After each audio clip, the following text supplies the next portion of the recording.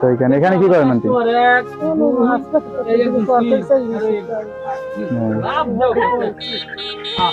গোস্ত দোকান, গোস্ত খাইতে মন চায় আন্টি? টাকা পয়সা নাই?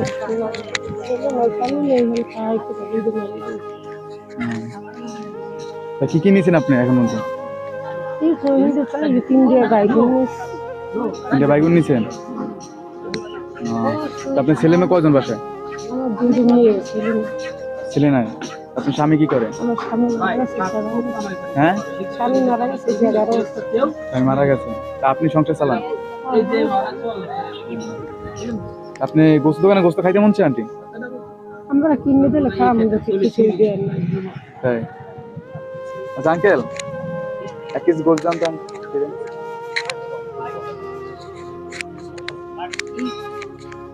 গোস্ত নিয়ে বাসা নিয়ে কি করবেন আন্টি এখন?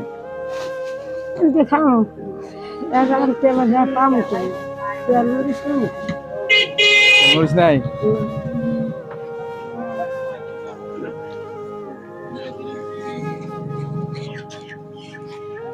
এই দিছি ভাই 1 কেজি।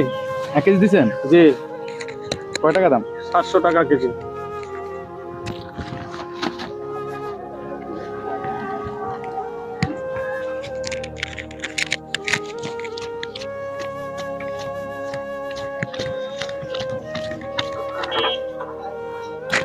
দেখেন আঙ্কেল কয় টাকা আছে? 1 2 3 4 5 6 7 8 9 10 11 12 700 টাকা হয়েছে ভাই। ঠিক আছে? জি। আচ্ছা আন্টি নেন, মাংস নেন। আচ্ছা চলেন আমার সাথে, চলেন আপনি।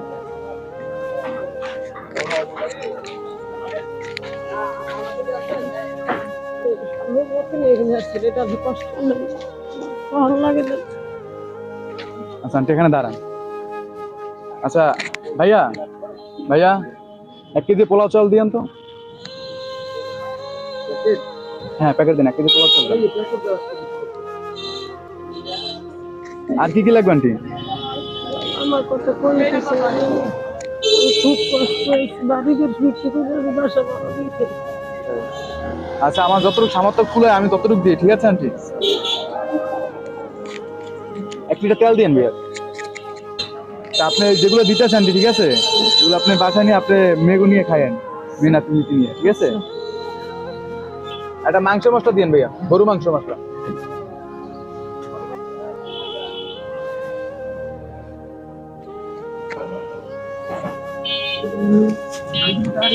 জি, আপনার এখানে মুরগি গরু মাংস মশলা আছে, ঠিক আছে? আপনার চাল আছে 1 কেজি, আর আপনার তেল আছে 1 লিটার, ঠিক আছে? আর আপনার এই মাংস, ঠিক আছে? আপনি এগুলো নিয়ে রান্না করে বাসায় খাইয়েন, ঠিক আছে? দোয়া করেন সবার জন্য আন্টি। আর আপনার আমাদের প্রবাসী ভাইদের আলো 365, ঠিক আছে, তাদের জন্য কিছু বলেন আপনি। তারা আপনারা দিচ্ছে এইগুলো প্রবাসী ভাই। আমার সাহায্য করছে। হ্যাঁ, আপনি প্রবাসী ভাই সাহায্য করে তাদেরকে একটু দোয়া বলে দেন।